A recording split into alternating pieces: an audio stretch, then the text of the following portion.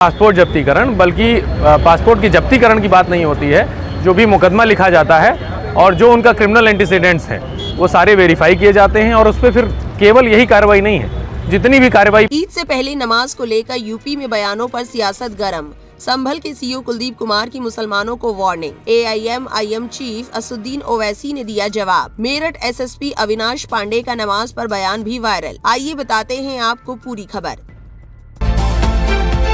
You are watching Kali News.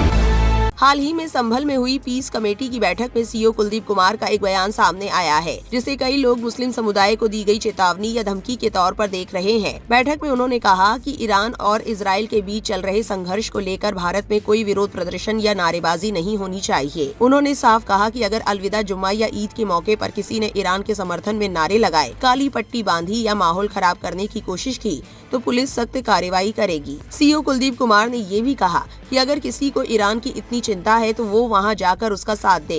साथ ही उन्होंने चेतावनी दी कि अगर कोई सोशल मीडिया या रील बनाने के चक्कर में कानून व्यवस्था बिगाड़ने की कोशिश करेगा तो पुलिस उससे कड़ाई से निपटेगी। उनके इस बयान को लेकर इलाके में चर्चा है और कुछ लोग इसे मुस्लिम समुदाय को दी गई कड़ी चेतावनी या धमकी के रूप में देख रहे हैं। वहीं इस पर AIM चीफ असुद्दीन ओवैसी का जवाब आया है। उन्होंने क्या कहा, सुनिए।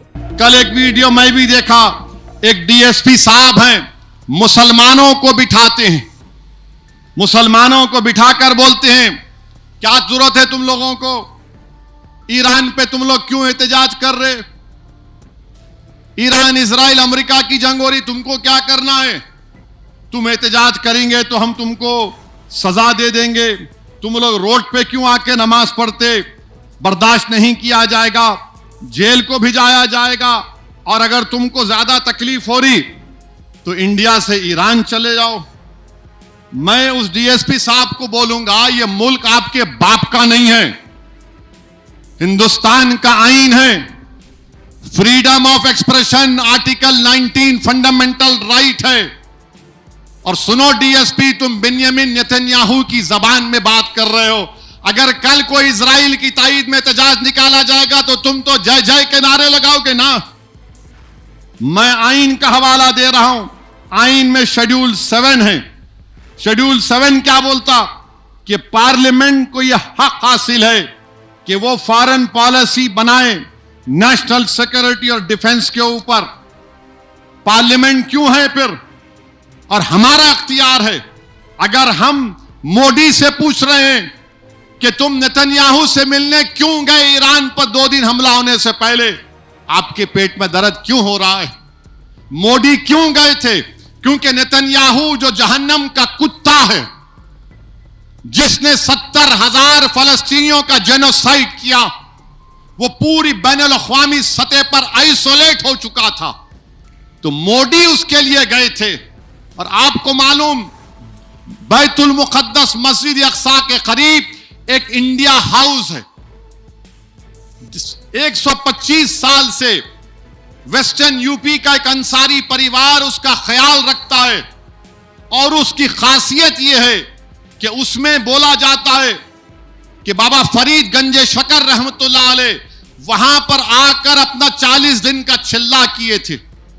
मोदी जी आप वहां चले जाते इंडिया हाउस में, मगर मोदी जी ने क्या किया, इजराइल के एक्टरों से मुलाकात की, इजराइल के एक्टरों से मुलाकात की, और फिर गाजा नहीं गए, मगरबी किनारा चले जाते।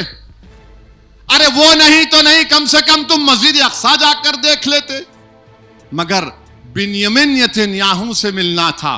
वहीं इसी दौरान मेरठ SSP अविनाश पांडे ने भी रोड पर नमाज पढ़ने को लेकर क्या कुछ कहा, सुनिए। देखिए, बहुत स्टेटमेंट्स और इंस्ट्रक्शंस बहुत पहले से क्लियर हैं। पहले से जो व्यवस्थाएं चलती आई हैं उनके बारे में सभी जो सम्मानित लोग हैं, जो सभी इंतज़ामिया लोग हैं, सभी मस्जिदों पर 544 मस्जिदें हैं और 146 ईदगाह हैं, उन सभी पर सभी के जिम्मेदार लोगों से संबंधित पुलिस कार्मिकों और प्रशासन के लोगों द्वारा वार्ता हो गई है। उनको सभी संदेश अवगत करा दिए गए हैं। रोड पर किसी भी दशा में नमाज सभी ने कहा है कि नहीं कराएंगे, और ऐसा होना भी नहीं है, इसके बारे में सभी लोग सहमत हैं। बाकी जो सुरक्षा ड्यूटियां हैं वो सभी लगा दी गई हैं। देखिए, ना केवल पासपोर्ट जब्तीकरण, बल्कि पासपोर्ट की जब्तीकरण की बात नहीं होती है।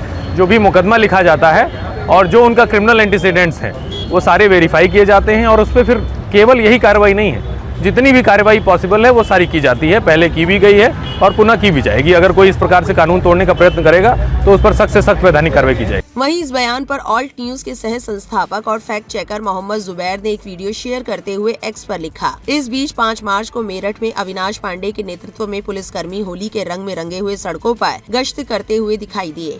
ये गश्त होली के अगले दिन की गई, जब पुलिसकर्मी भी त्योहार मनाते हैं। इस पर जाकिर अली त्यागी ने एक्स पर लिखा, मेरठ पुलिस ने ईद के दौरान सड़क पर नमाज अदा करने वाले नमाजियों पर कार्रवाई करने के साथ साथ पासपोर्ट जब्त करने के भी निर्देश जारी किए हैं। कल ही संभल के सीओ कुलदीप कुमार ने नमाज पढ़ने और ईरान के लिए प्रदर्शन करने वाले नमाजियों का बढ़िया इलाज करने की धमकी दी थी। नमाजियों पर कार्रवाई की बात वो पुलिस कर रही है जो खुद होली सड़कों पर खेल रही थी और जो पुलिस कावड़ियों पर हेलीकॉप्टर से पुष्प वर्षा करती है। इस देश में संविधान भले एक हो, भले संविधान ने सबको बराबरी का दर्जा दिया हो, लेकिन यही संविधान उत्तर प्रदेश में 2 हिस्सों में बंट जाता है। हिंदू सड़कों पर हनुमान चालीसा का पाठ करे, जागरण करे या धार्मिक यात्राएं निकाले या कांवड़ लेकर निकले तो उसका पुलिस स्वागत करती है, उसके लिए बिछ जाती है, व्यवस्था करती है। लेकिन जुमा या ईद के दौरान मस्जिद ईदगाह भर जाने पर अगर एक मुसलमान सीढ़ियों पर भी नमाज अदा करे तो कार्रवाई की धमकी और पासपोर्ट जब्त करने के निर्देश जारी किए जा रहे हैं। यहाँ तक कि अपने घर के अंदर नमाज पढ़ने वाले मुस्लिमों पर भी कार्रवाई की गई है। इस खबर को लेकर आपकी क्या राय है, कमेंट सेक्शन में जरूर लिखें और ऐसी और अपडेट्स के लिए गली न्यूज से जुड़े रहे।